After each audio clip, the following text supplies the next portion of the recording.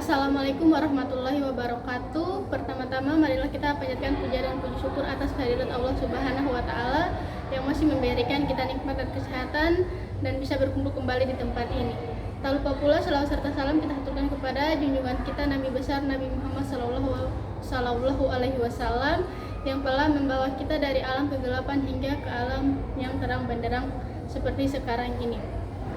Yang terhormat dosen pengampu mata kuliah literasi digital yang kami sebut Ibu Ade Mahniar SPD MPD dan teman-teman yang menonton video ini. Pada kesempatan kali ini kami akan mempresentasikan makalah kami yang berjudul Etika dalam Komunikasi Online dan Cek Kemiripan Teks. Pertama-tama perkenalkan, nama saya Lidiawati Hasan sebagai moderator dan kedua teman saya Julia Maudito selaku pemateri pertama. Saya Zulhaira sebagai pemateri kedua. Baik, langsung saja kepada pemaparan materi. Kepada teman saya dipersilahkan. Baik, di sini saya akan menjelaskan tentang etika dalam komunikasi online.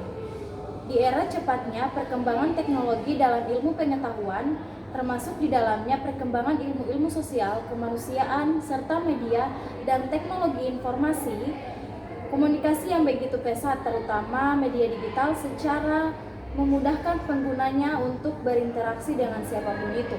Secara umum, etika merupakan norma, pedoman, aturan, dan secara acuan tata cara untuk melakukan perbuatan sehari-hari. Tanpa adanya etika, seseorang tidak dapat mengetahui batasan baik buruknya perilaku yang dilakukan seseorang tersebut. Oleh karena itu, etika sangat dibutuhkan dalam kehidupan bermasyarakat agar setiap tindakan yang dilakukan tidak bernilai buruk di pandangan kurang baik oleh masyarakat adalah proses antara manusia yang satu dengan yang lainnya. Komunikasi digital yang dapat diakses di mana saja dan oleh siapa saja, yang juga disandingkan dengan bahasa gaul yang semakin sering digunakan kerap kali menjadi sorotan karena semakin hilangnya etika dan norma-norma kesopan santunan dalam berkomunikasi. Etika berkomunikasi dapat digali melalui pemahaman tata bahasa yang baik, pendidikan dini tentang sopan santun, belajar mengerti dan mengatasi keingintahuan tentang profesi online. Dan di sini juga ada beberapa etika. Yang pertama, etika komunikasi dalam penggunaan media sosial di kalangan mahasiswa. Seperti dengan media sosial yang berbasis internet di Indonesia, yaitu Facebook, Instagram, Twitter, WhatsApp, dan yang lain-lain. Dengan adanya banyak media sosial yang ada, ini menimbulkan banyak dampak buruk ataupun dampak positif untuk mahasiswa. Karena secara tidak langsung, perkembangan media sosial memberikan dampak yang sangat besar untuk perilaku dan etika mahasiswa tersebut. Baik, selanjutnya saya akan melanjutkan materi yang kedua, yaitu tips dalam etika komunikasi dalam media sosial. Yang pertama, ketahui keadaan dan kondisi lawan, bicara. Usahakan berbicara dengan ramah, sopan, dan jujur, sehingga kita tidak membuat kondisi lawan bicara menjadi tidak nyaman. Yang kedua, memposisikan diri sebagai pendengar yang baik akan suatu masalah krisis yang terjadi atau yang sedang dihadapi oleh lawan bicara tersebut. Yang ketiga, pikirkan terlebih dahulu apa yang hendak disampaikan. Jangan mengandalkan emosi semata yang akan menimbulkan konflik baru tanpa mengetahui secara rinci apa permasalahan yang terjadi. Yang keempat, jangan terlalu mengumbar kehidupan pribadi, terlebih hal-hal yang menyangkut pribadi kita. Bagikanlah momen yang layak menjadi konsumsi publik dan jangan jadikan masalah pribadi menjadi konsumsi publik pula. Kemudian, belajarlah untuk menghargai privasi orang lain. Jangan mengumbar dan mengungkit masalah pribadi seseorang yang tidak ada kaitannya dengan diri sendiri. Selanjutnya, yang kelima, tidak berbicara dan membagikan konten yang kurang pantas seperti unsur sara dan pornografi. Hindari menjadikan unsur yang kurang pantas tersebut sebagai bahan candaan semata. Yang terakhir, memperhatikan waktu pada saat mengirim pesan atau berkomunikasi. Jangan mengganggu waktu libur dan istirahat orang lain hanya untuk komunikasi yang tidak penting. Selanjutnya, alasan pentingnya etika dalam komunikasi online. Yang pertama, bahwa pengguna media sosial berasal dari berbagai negara, bahkan daerah yang memiliki budaya dan bahasa yang berbeda. Yang kedua, pengguna media sosial merupakan orang-orang yang hidup di dunia anonimus, yang tidak mengharuskan pernyataan identitas asli dalam berinteraksi. Yang ketiga, harus diperhatikan bahwa pengguna media sosial akan selalu bertambah setiap waktu. Yang keempat, berbagai macam fasilitas yang diberikan dalam media sosial memungkinkan seseorang untuk bertindak tidak etis, seperti melakukan hal-hal yang seharusnya tidak dilakukan. Selanjutnya saya serahkan kepada moderator. Ya baik, saya akan melanjutkan materi berikutnya, yaitu aturan yang harus diperhatikan dalam penggunaan internet atau lebih khusus dalam hal bermedia sosial. Yang pertama, dalam hal menggunakan media pesan pribadi. Misalnya dalam suatu mailing list atau grup, maka seharusnya menggunakan pesan pribadi. Yang kedua, sebelum bertanya tentang sesuatu hal, maka yang ada dalam daftar harus dibaca terlebih dahulu supaya tidak ditanyakan lagi sehingga mengganggu yang lain. Yang ketiga, mengirim broadcast yang isinya tidak terkait dengan tujuan dibuatnya grup. Yang keempat, tidak mengintimidasi sesama anggota. Dan yang kelima, hindari perang kata-kata dengan orang lain yang tidak menggunakan dan tidak menggunakan kata-kata kasar. Yang keenam, tidak memforward konten atau foto yang berbau pornografi. Selanjutnya adalah materi cek kemiripan teks. Era pesatnya teknologi dalam internet ini menyebabkan informasi dan data menyebar dengan sangat cepat dan mudah untuk didapatkan. Informasi dan data yang mudah didapatkan juga menyebabkan teknologi berkembang dengan pesat. Banyak manfaat dari teknologi yang pesat, salah satunya di bidang karya tulis.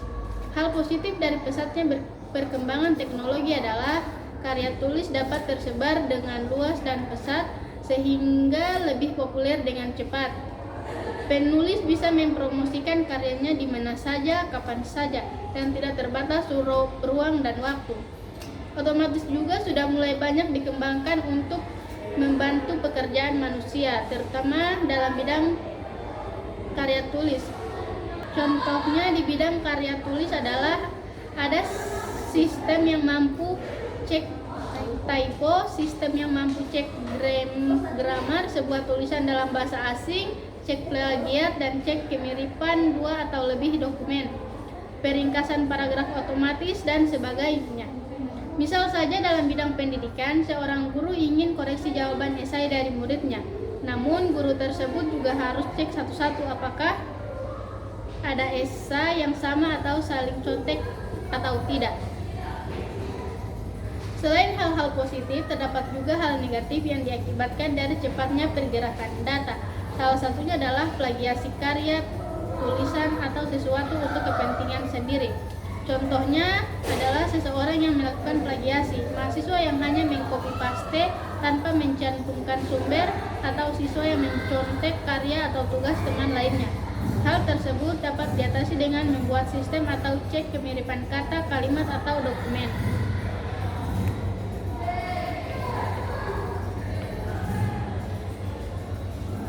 Jadi bisa di ini ada kemiripan antara dua teks. Yang pertama, penggunaan perangkat lunak simulasi atau cek dengan metode gram. Terdapat berbagai teknik pemodelan teks menjadi sebuah format yang dimengerti komputer. Pertama, salah satu pemodelan ini adalah metode N-gram. Metode N-gram sebuah metode pemodelan teks yang bisa digunakan dalam natural language processing yang berfungsi untuk memecah sebuah kalimat atau teks menjadi N buah elemen di mana elemen-elemen bisa berbentuk kata atau huruf. Selanjutnya, penerapan algoritma winnowing untuk mendeteksi kemiripan judul skripsi. Dalam dunia pendidikan tinggi tidak asing dengan istilah skripsi. Skripsi merupakan suatu istilah yang digunakan di Indonesia dalam rangka menuangkan suatu karya tulis secara ilmiah yang berupa paparan dari hasil penelitian dengan pembahasan suatu permasalahan dalam bidang ilmu tertentu berdasarkan kajian pustaka yang diteliti oleh para ahli, hasil dari penelitian di lapangan atau hasil pengembangan suatu eksperimen. Algoritma winnowing adalah salah satu dari banyaknya algoritma yang dapat digunakan untuk mendeteksi kemiripan kata atau kalimat dari kedua kalimat atau lebih yang dibandingkan. Algoritma winnowing digunakan sebagai pencarian dokumen fingerprinting. Dokumen fingerprinting adalah metode untuk mendeteksi keakuratan salinan dari sebuah kalimat ataupun dokumen. Teknik dalam fingerprinting dikenal dengan teknik hashing yang berfungsi untuk mengubah setiap string menjadi bilangan. Fingerprinting inilah yang akan dijadikan dasar pembanding antar teks. Yaitulah pemaparan materi dari kelompok kami. Jika ada kelompok yang ingin bertanya, dipersilakan untuk bertanya di kolom komentar. Baik, saya akan menyimpulkan materi dari kelompok kami, yaitu perkembangan teknologi digital dan media sosial membawa kemudahan interaksi tanpa batas ruang dan waktu. Namun, hal tersebut juga menimbulkan tantangan baru terkait etika dalam komunikasi online, khususnya di kalangan mahasiswa. Hilangnya norma kesopanan, munculnya komentar negatif, serta kurangnya kesadaran akan privasi menjadi masalah yang perlu mendapat perhatian serius. Etika komunikasi sangat penting agar interaksi di dunia digital tetap mencerminkan nilai kesopanan, kejujuran, dan saling menghargai. Media sosial seharusnya menjadi ruang untuk berbagi informasi, pengalaman, dan gagasan positif, bukan tempat ujaran kebencian atau perilaku tidak etis. Dan cek kemiripan teks merupakan inovasi penting dalam dunia akademik. Teknologi ini membantu mendeteksi adanya kesamaan teks atau potensi plagiarisme, baik dalam esai, makalah, maupun skripsi. Dengan menerapkan metode seperti Ngram dan algoritma winnowing, proses pemeriksaan menjadi lebih efisien dan akurat. Sekian pemaparan materi makalah dari kelompok kami. Lebih dan kurangnya mohon dimaafkan. Wassalamualaikum warahmatullahi wabarakatuh. Bye bye.